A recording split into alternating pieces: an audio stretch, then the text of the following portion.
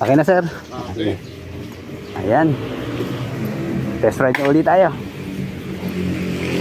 Siyempre, muna natin sa parking mode. Tahimik niya oh. Hindi ko alam na umaandar na pala. Kasi wala tayong naririnig na sound eh. So ayan, pag naka double zero na siya, ayan. Sige sir, thank you. Grabe.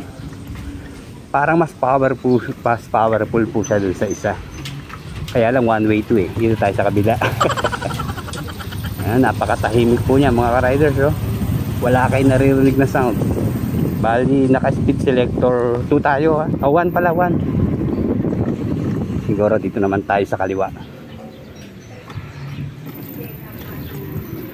Grabe ang bigat niya. Para ka na rin talaga nakamotorsiklo. So to talagang maganda gamitin to sa long ride din sa highway. Yun nga lang ang kanyang range ng layo ay 100 km. So ideal na yun sa isang magandang distansya ng takbuhan, di ba? Hindi na tayo mabibitin. Ayan oh, nasa 1 pa lang tayo pero grabe lakas po talaga ng kanyang power oh. Pero yan, naka full throttle tayo pero yung preno niya nagustuhan ko. Unlike dun sa K350B na version 2, mas okay po ang braking system nitong Tanke version 2. Although ano lang siya ha, pareho lang siya naka-disc, hindi ho siya ABS or CBS. Ayan, naka-rotor disc siya sa front at rear brake niya.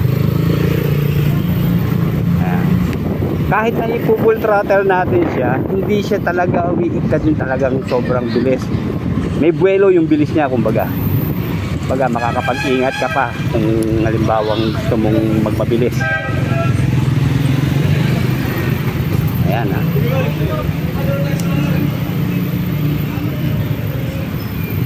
Eh meron bang bago dito sa Honda? Wala. Then sa traffic, no problem din naman. Very responsive siya kaya mag-iingat po tayo lalo't may angkas. Sa bagay ito naman po ay meron top box. Kahit bigla tayong maparangkada, hindi mahuhulog yung ating angkas. Tataluhin siya ng top box. Yun nga lang ko, yung backrest ng kanyang top box ay wala yatang foam. Kaya ano lang, siguro pwede naman lagyan yun para maging komportable yung angkas natin. Ayan. Sarap gamitin, grabe ha. Tahimik na, environmental friendly pa.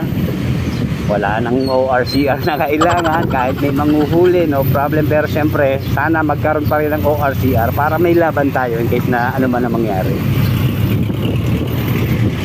Pagdating natin dun sa main road, mag-aano na tayo. Number 2 sa kanyang speed selector. Check natin yung busina. Ayos. Then, ang sarap niya i-banking oh, di ba? Kaya lang, sarado. Hindi pwede mag-banking. Babangga tayo sa bakal. Okay.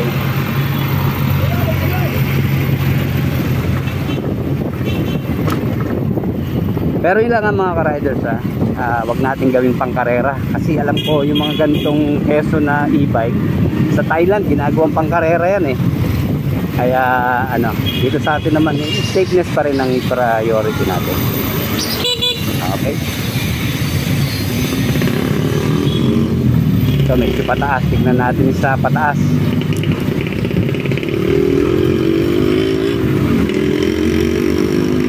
Ramdaman natin sa paahon. Okay, naka full throttle tayo pero okay naman. Ayun na, medyo hindi siya ganun kalakas sa akunahan pero dire-diretso naman yung kanyang takbo.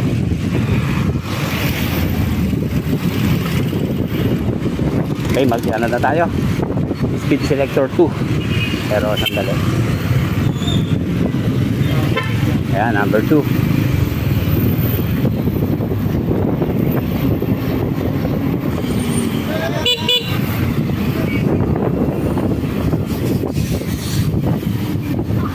Overtake sa kanan mga ka-riders, lalo sa tricycle. Bigla-biglang kumakanan puro yung mga yan. Ingat-ingat lagi tayo sa mga kasabay na tricycle. Saka sa jeep na passenger jeep, ganun din, bigla-biglang kumakanan. Okay, overtakes. Okay Okay, dito sa speed selector ko, yan, naka-full throttle na rin tayo. Naka-level 60 yan.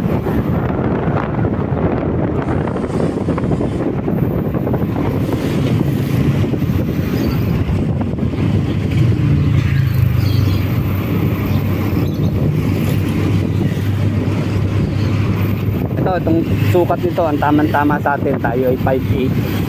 Makakomportable yun. Parang gusto kong dalhin sa Kalamba.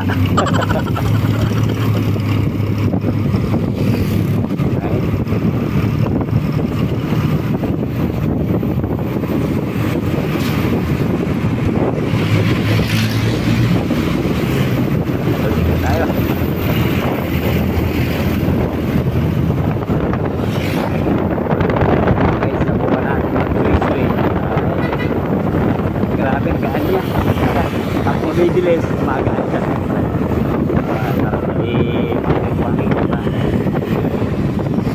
Tama na, baka bigla may tumawid.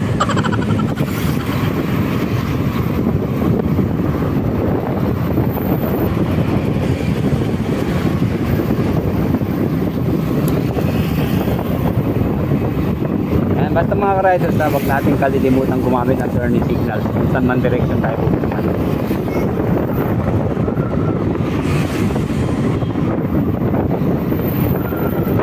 So, pag ganyang lulusot, tingnan muna.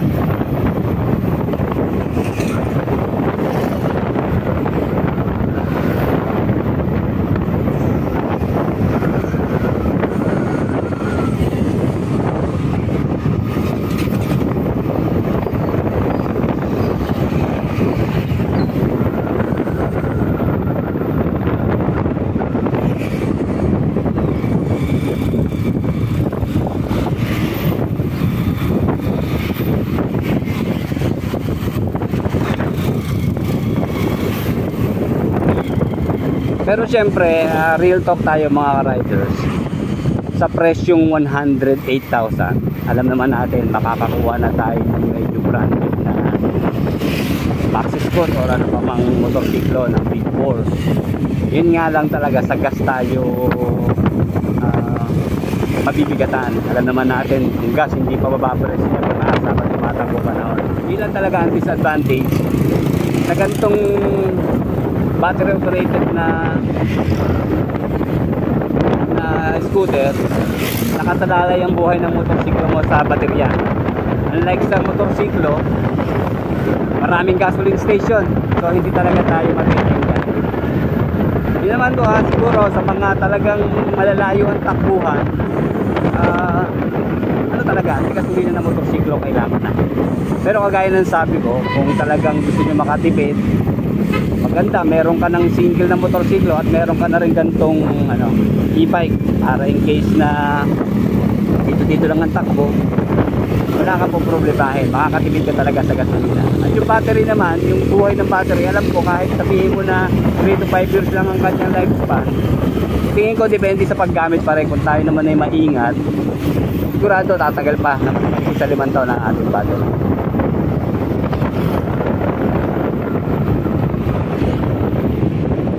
Yan, sa handling niya almost the same sa mga scooter.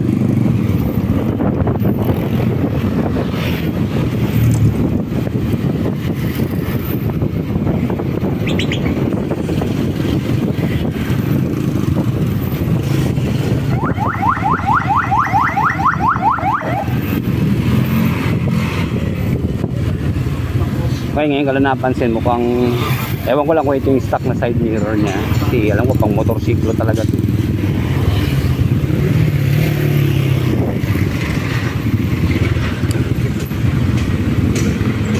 Okay, susubukan natin yung kanyang top speed dito sa highway.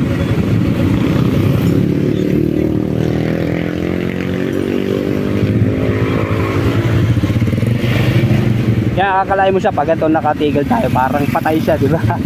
Pero hindi, siyempre pag pipihit ka. Okay, dito sa kanyang throttle to, medyo delay siya dito. Hindi katulad dun sa K350X.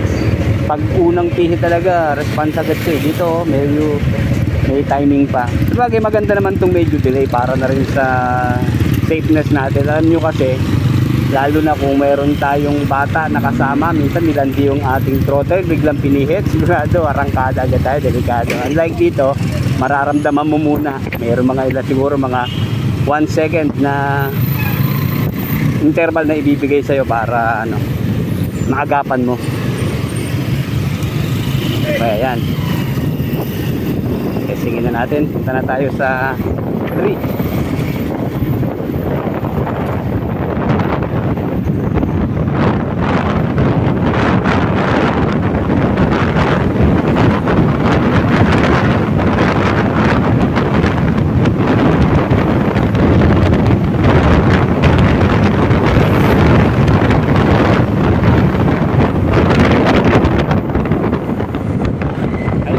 Yung preno niya, oh, kahit mabilis hindi tayo tignan. Tignan, medyo talibong tayo sa hangin mga riders, kaya medyo mahirap yung ulo. Pero ito, nasa 90 na tayo.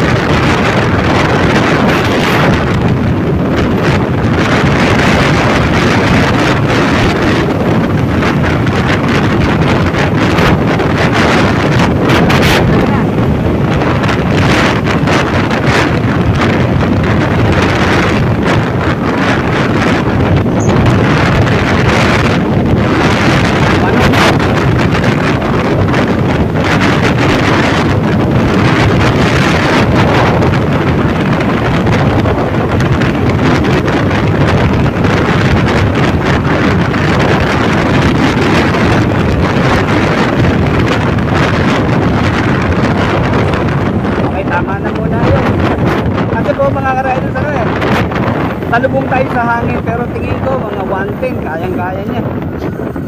Grabe, na ninibago po talaga ako sa e-bike. Ni-expect natin syempre pag e-bike hindi ganun ka powerful eh, pero grabe tong ano ho, keso.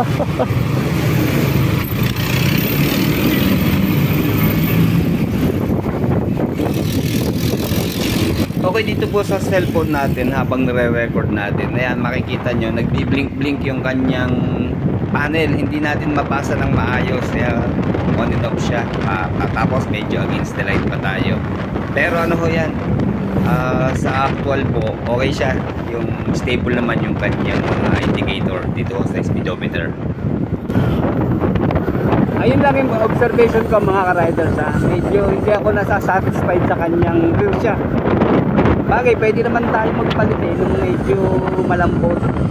Pero hindi naman tayo nasasaktan din kasi nga ho, tumutulong yung ating upuan na malambot, kaya hindi tayo sasaktan. Halimbawa na lubak tayo. Ayan. Pero mas maganda pa sana kung talagang yung shock niya yung talagang malambot na.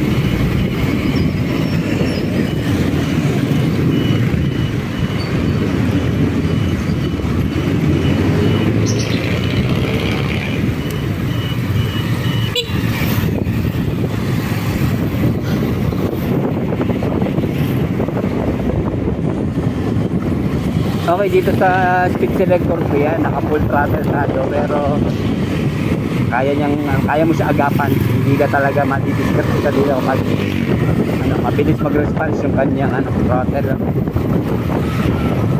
Kaya yun po, nakita natin yung pagkakaiba sa paggamit ng e-bike at ng motorsiklo. Dito po sa e-bike nagagawa nating i-full throttle eh, unlike sa motorsiklo, hindi po pwede yun. Kapag naka full throttle tayo, talagang sisipat tayo.